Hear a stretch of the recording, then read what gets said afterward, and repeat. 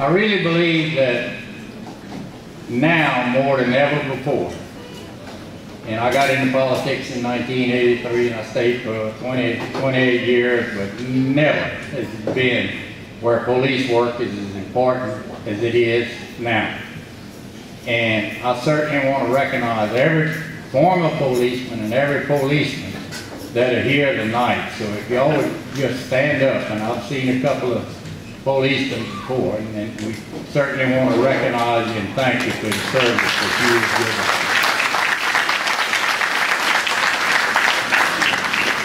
given. As my good friend DA can tell you, everybody wants good law enforcement until it affects you. And all of a sudden, you know, the policeman, you really wasn't going that fast.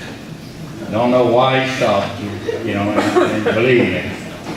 Over 28 years, I've heard a lot of excuses. I got some tickets, bumper stickers printed sometime back, probably 8 months, a year ago. I don't know, time goes by. But anyway, it said support our police, and I really believe that more now than ever, we need to support our police. And I think we have a guy right now that has been our chief of police here in Eunice for 4 years that I have observed very, very carefully. Not only do I know him, but I know his work also. And I think you can talk to other people such as Judge Futch, who I visited with prior to it when this man was a probation officer for Judge Futch. And she had nothing but praise for us. He did it in a very gentleman's way. He done his job without really making the victim feel that bad. He's helped a lot of people, but at the same time, he's had to be firm at times, and he has done that. And that's why it's easy for me to stand up here tonight and say that I'm supporting a man that I think, and you might say, well, you don't live in the city, and I don't live in the city, but everything I do is in the city of Eunice. And I'm part of the city of Eunice, and I'm tickled to death to be able to say that I'm supporting Chief Randy Fontenot. And I'm asking each and every one of you, when you leave here today, just go out and think about what the work he has done in the times and the conditions that he's had to do it in. At this time, I'm going to call on our Chief, Randy Fontenot. Thank you.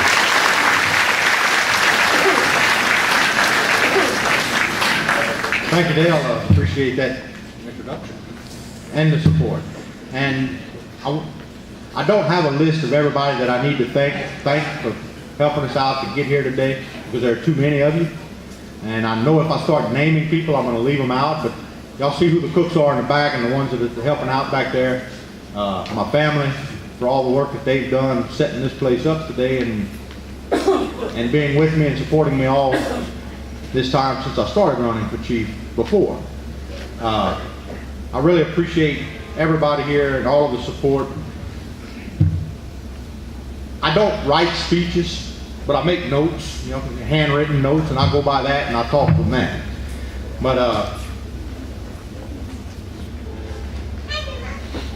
in this building, about 4 years ago, we had a meeting like this, and I talked about some of the plans that I had and some of the things that I wanted to do and where I saw our police department going and what I thought we could do for that police department.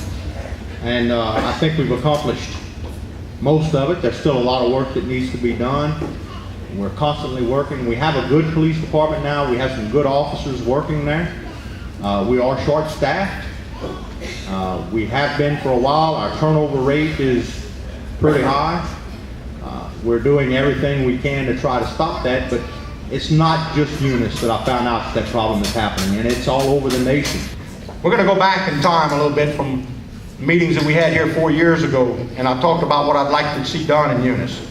One of the questions I had was, what do you think the difference is between a police officer and a law enforcement officer?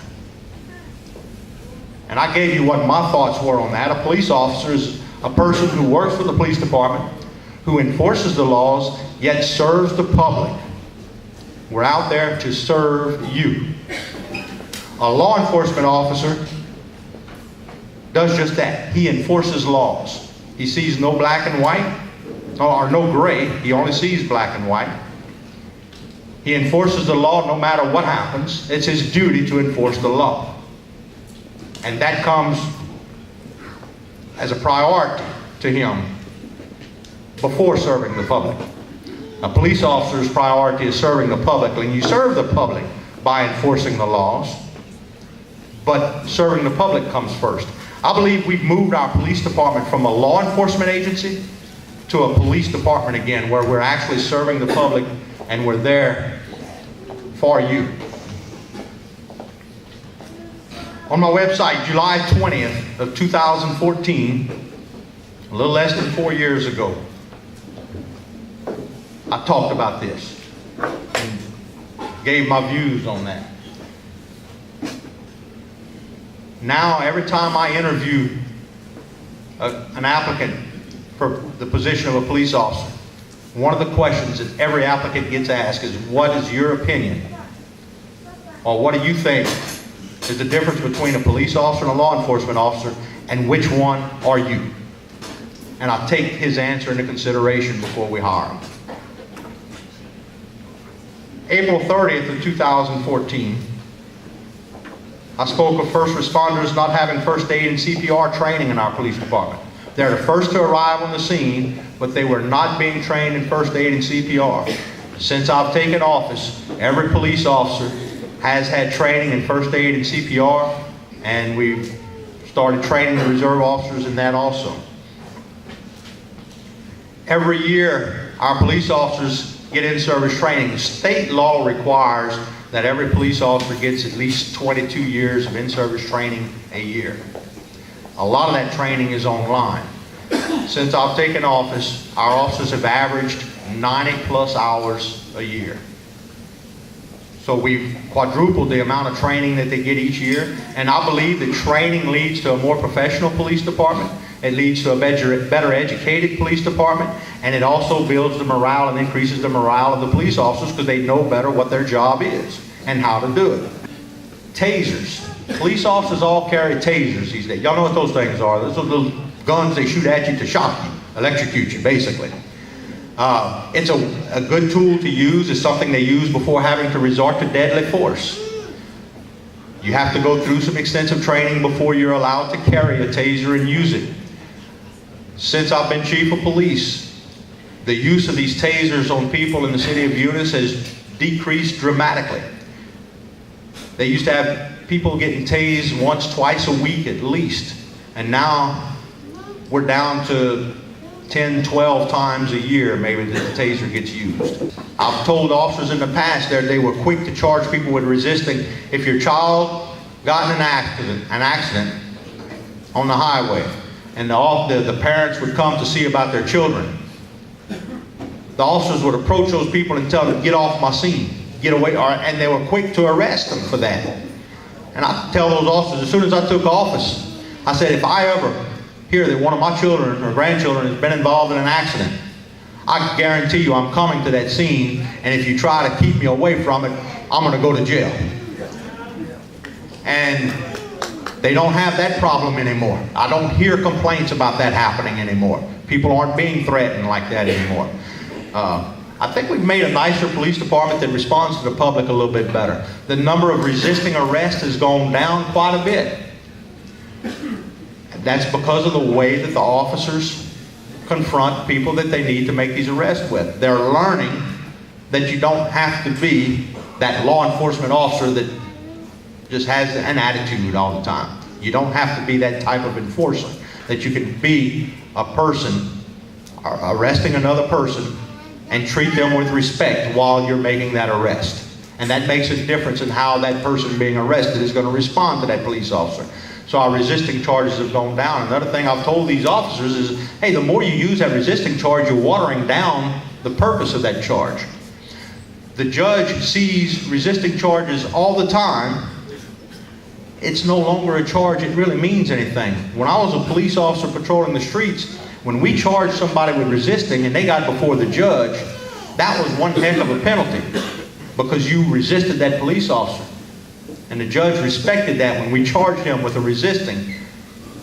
As a matter of fact, old Judge Young used to tell him, you don't resist one of my police officers and think you're going to get away with it. But resisting charges were being handed out so frequently in the past that when it got before the judge, it was nothing more than something like a disturbing the peace charge. Well, now that we have less resisting charges, if somebody gets charged with resisting now, it means a little bit more when it gets before the judge. And we don't have as much resisting because of the way the officers confront people now. The number of complaints that we had on police officers when I took office, I was getting complaints daily on police officers. Many of those officers are no longer with the police department. The number of complaints that I get now on police officers has dwindled to maybe 1 a month, 2 a month. And most times when we do investigate it, it's not a valid complaint. Once in a while it is a valid complaint and I have to take disciplinary action. The officers know that when somebody makes a complaint that it's going to get investigated.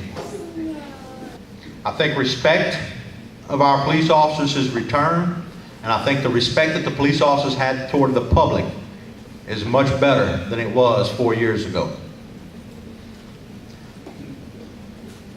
I think we've done a lot. There's one promise that I did make that I wasn't able to keep yet. And I did say last time that I'd like to see a police officer assigned to every neighborhood, that the people would know that that's the police officer they could call if they had a problem in their neighborhood. I was not able to accomplish that yet.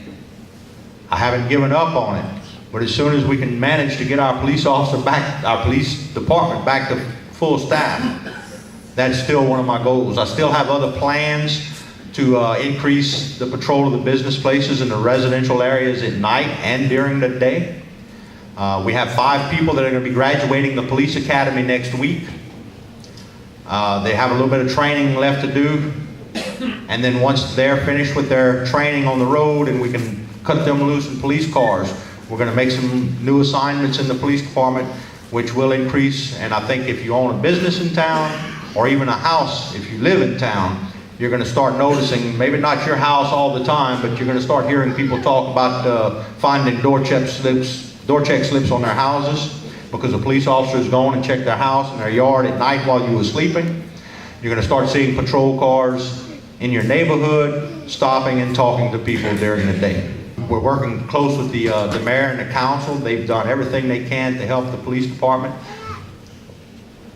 We get over 1/3 of the city's budget comes to the police department. It's still not enough, but it's not the city's fault. I mean, we're getting 1/3 of the budget. That's saying a lot for our council, how much money they are putting toward your safety. And I appreciate that. We want to get raises for our police officers, but the money's just not there. We need to find some creative way to increase revenues or find some other way to come up with the money so that we can give raises to the police officers. The mayor is constantly, I know we've had discussions quite a bit where he is looking at things. We're doing our best to do it. I think Eunice has a great future ahead of it. We're doing good. You look at other cities around us, there's still a lot of shooting going on. There's still a lot of problems. They're short-staffed just like we are. But I'm knocking on wood. We don't have the problems that these other cities have. I speak to those other chiefs on a regular basis. I read the newspapers. I watch the news. I get these little notifications on my phone daily about things that are going on in these other towns. And I just thank God that we don't have those problems here in Eunice. We have our little problems, but it's not as bad as those other towns around us. So I think we have a town to be proud of and one that can hopefully attract more people to come to it to live here, because we have a good town worth living in. I meet people from Mardi Gras and all these festivals, the cook-off. Some people coming from out of state, some of them from up north Louisiana, and they're here for everything we have going on in Eunice. I tell them, y'all need to move here. Well, we'd like to, we just can't at this time. But it's not out of the plans for the future because they enjoy Eunice, because Eunice has so much to offer. So, thank you. I thank all of you for your support. I thank you for coming here tonight. July, we qualify. As far as I know right now, I only have one person that's come out to announce that he's going to be running against me. And we're going to have to work. If y'all want to keep me here, as bad as I want to stay here, I'm asking you to let me keep my job. I love working for you. I'm enjoying it. And I don't want to have to go ask Harry Smith for a job at the hardware store. So I'd appreciate your support and all your help, and I pray for your continued support. Thank you.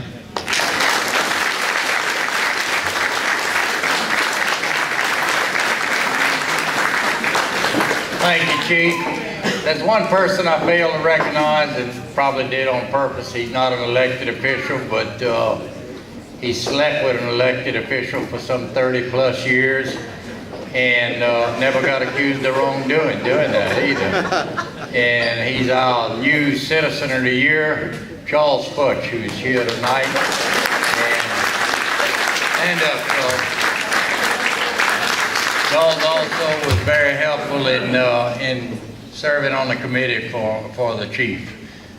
Enjoyed working with you, Charles. Thank you. Chief, happy to be part of your program. Thank you very much. And thank everybody for coming tonight. We really appreciate y'all. Thank you.